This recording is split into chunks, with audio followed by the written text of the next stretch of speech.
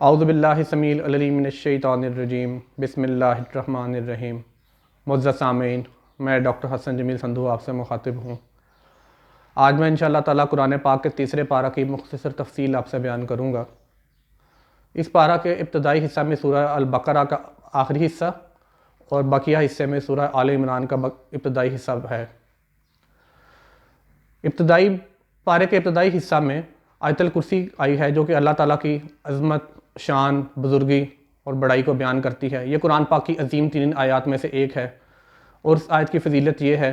کہ اس کو پڑھنے والا شیطان کے ہر قسم کے وار سے محفوظ ہوتا ہے۔ احادیث میں آتا ہے کہ جو کوئی بھی فرض نماز کے بعد آیت الکرسی پڑھ لے گا، اس کی اور موت کے درمیان، جنت کے درمیان صرف موت کا فاصلہ حائل ہے۔ یعنی اگر کسی نے فرض نماز کے بعد آیت الکرسی پڑھ لی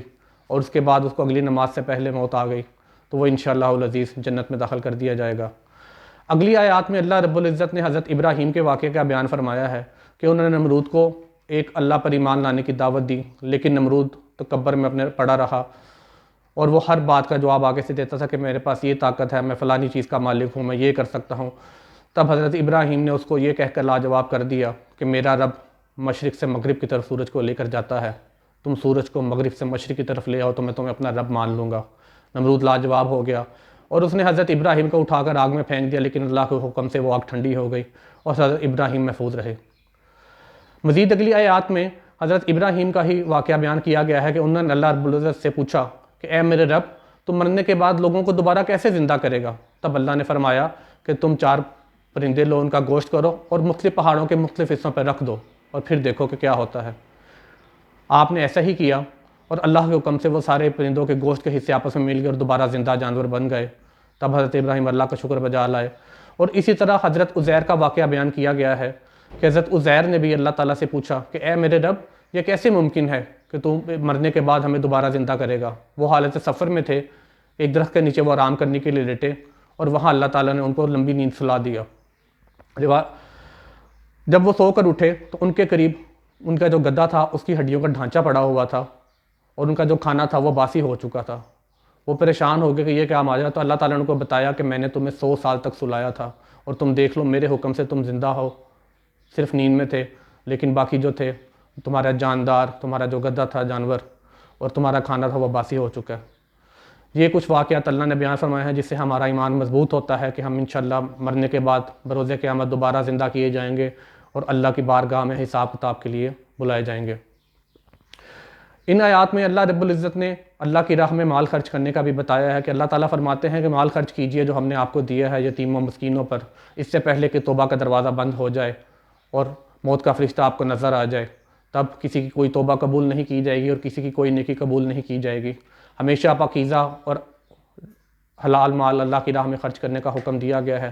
اللہ تعالیٰ فرماتے ہیں کہ جو مال آپ میری راہ میں خرچ کریں گے وہ آپ ایسے ہی ہے جیسے مجھے آپ قرض حسنہ دے رہے ہیں، جس کا بدلہ میں آپ کو لوٹاؤں گا، اور یہ 10 گنا سے لے کر 700 گنا تک اللہ تعالیٰ نے وعدہ فرمایا ہے کہ اللہ کی راہ میں خرچ کرنے کا انعام ہوگا۔ اگلی آیات جو سورہ البقرہ کی آخری 2 آیات ہیں، ان کی احادیث میں بڑی فضیلت آئی ہے۔ احادیث میں آتا ہے کہ نبی پاک صلی اللہ علیہ وسلم معراج پر تشریف لے گئے تو جہاں ان پر نمازوں کا تحفہ دیا گیا، اس کے ساتھ آپ صلی اللہ علیہ وآلہ وسلم کو قرآن پاک کی یہ جو آخری سورہ بقرہ کی 2 آیات ہیں ان کا تحفہ دیا گیا۔ ان کی فضیلت میں یہ آتا ہے کہ جو شخص ان کو رات سونے سے پڑھ لے وہ اللہ کی امان میں آ جاتا ہے اور وہ ساری رات کے لیے کافی ہو جاتی ہیں۔ ساری رات کے لیے کافی ہونے کا مطلب یہ بھی ہو سکتا ہے کہ ساری رات کی عبادت کے متبادل ہو سکتی ہیں، یا ساری رات کے لیے اللہ تعالیٰ کی حفاظت میں بھی آ سکتے ہیں۔ اگلی سورہ آل عمران ہے، اس میں اللہ رب العزت نے حضرت عمران کی خاندان کا ذکر فرمایا ہے۔ حضرت عمران کے ہاں مریم علیہ السلام کا پیدائش ہوئی۔ وہ اللہ کی نیک بندی تھی اور انہوں نے اپنے آپ کو اللہ کی رضا کے لیے وقف کر دیا تھا اور وہ آبادی سے دور جا کر اپنے حجرے میں عبادت کرتی تھی۔ تب ایک دن ایک فرشتے آئے ان کے پاس اور انہوں نے ان کو خوشخبری دی کہ آپ کے ہاں اولاد ہوگی۔ تب انہوں نے کہا کہ یہ کیسے ممکن ہے، میرا تو ایسا کوئی معاملہ ہی نہیں ہے کہ میرے ہاں اولاد ہو۔ تب انہوں نے کہا کہ اللہ تعالیٰ کے ہاں کوئی بھی چیز ناممکن نہیں ہے، جب اللہ رب العزت کہتے ہیں کہ ہو جاؤ تو وہ ہو جاتی ہے۔ ان کے ہاں اللہ تعالیٰ نے ایک بیٹا پیدا کیا جن کا نام مسیح ابن مریم تھا، جن کو ہم حضرت عیسیٰ علیہ السلام کے ساتھ نام سے جانتے ہیں۔ یہ معجزہ دے کر حضرت زکریا جو کہ بوڑھے ہو چکے تھے اور ان کے ہاں اولاد نہیں تھی، انہوں نے اللہ تعالیٰ سے دعا کی کہ یا رب العزت تیرے ہاں کوئی بھی ایسا کام ناممکن نہیں۔ انہوں نے اللہ سے دعا کی اور اللہ نے ان کو بڑھاپے میں اولاد دی، جن کو ہم حضرت یحییٰ علیہ السلام کے نام سے جانتے ہیں، اور وہ اللہ کے بڑے مقرب اور نیک بندوں میں سے تھے۔ حضرت عیسیٰ علیہ السلام کو اللہ تعالیٰ نے اپنی کچھ ایسی خصوصیات عطا فرمائی تھی کہ وہ ماں کی گود میں ہی بول پڑے، اور ماں کی پاکیزگی کا ثبوت لوگوں کو دیا اپنے منہ سے بول کر گہوارے میں کہ میری ماں پاکیزہ عورت ہے، میں اللہ کے حکم سے اس طریقے سے دنیا میں آیا ہوں۔ وہ اللہ تعالیٰ کے حکم سے مردوں کو زندہ کر لیتے تھے، کوڑوں کو شفا دے دیتے تھے، اور لوگوں کو بہت سارے معاملات میں ان کی مدد کرتے تھے۔ لیکن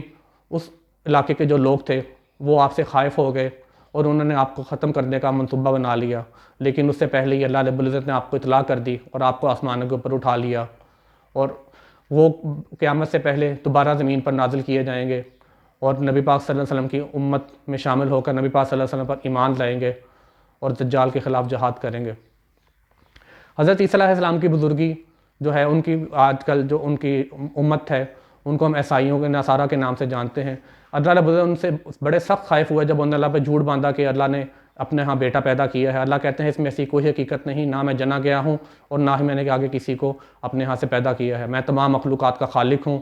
اور بے شک تم لوگ بہت سخت جھوٹ باندھتے ہو مجھ پہ، اور تم لوگ حقیقت کو جانتے ہوئے بھی جھٹلاتے ہو، اور ایسا کرنے سے تم اپنا کوئی فائدہ نہیں کر رہے، نہ میرا کوئی نقصان کر رہے ہو، بلکہ بروز قیامت تم سب کو جہنم کی اتھاہ گہرائیوں میں پھینک دیا جائے گا۔ اور اللہ رب العزت فرماتے ہیں کہ دین صرف ایک ہی ہے، اسلام، اور اس کا سلسلہ آ کے نبی پاک صلی اللہ علیہ وسلم پر مکمل ہوتا ہے۔ بس جو شخص آپ صلی اللہ علیہ وسلم پہ ایمان لائے گا صرف اسی کا دین قبول کیا جائے گا، لیکن جس شخص تک نبی پاک صلی اللہ علیہ وسلم کا پیغام پہنچا اور وہ پھر بھی ایمان نہیں لایا تو اس کا دین قبول نہیں کیا جائے گا اور اس کو جہنم میں پھینک دیا جائے گا۔ اور اللہ رب العزت فرماتے ہیں کہ جو آپ صلی اللہ علیہ وسلم ایمان لا کر بھی مکر گیا اس کے لیے بڑا سخت اور دردناک عذاب ہے، لیکن اگر کوئی رب سے سچے دل سے معافی مانگ لے گا تو انشاءاللہ ہم اس کو معاف فرما دیں گے۔ لیکن اگر کوئی متکبر ہوا اور اس نے ایسا نہ کیا تو بھلے وہ ساری زمین و آسمان کا سونا اور مال و دولت اور ہیرے جواہرات اکٹھا کر کے لے آئے، لیکن اس سے کچھ قبول نہیں کیا جائے گا، اور اللہ رب العزت کا انصاف واقع ہو کر رہے گا۔ میری اللہ رب العزت سے دعا ہے کہ اللہ رب العزت ہمیں محمد صلی اللہ علیہ وآلہ وسلم کا سچا امتی ہونے کی توفیق عطا فرمائے، ہمیں سیدھی راہ دکھائے، اور ہمیں ایسے نیک عمل کرنے کی توفیق دے کہ جن سے اللہ راضی ہو جائے، اور ہمیں اللہ تعالیٰ کے بتائے ہوئے احکامات کے مطابق اپنی راہ میں پاکیزہ مال کمانے اور خرچ کرنے کی توفیق دے۔ اللہ ہم سب سے راضی ہو، آمین یا رب العالمین۔ السلام علیکم ورحمۃ اللہ وبرکاتہ۔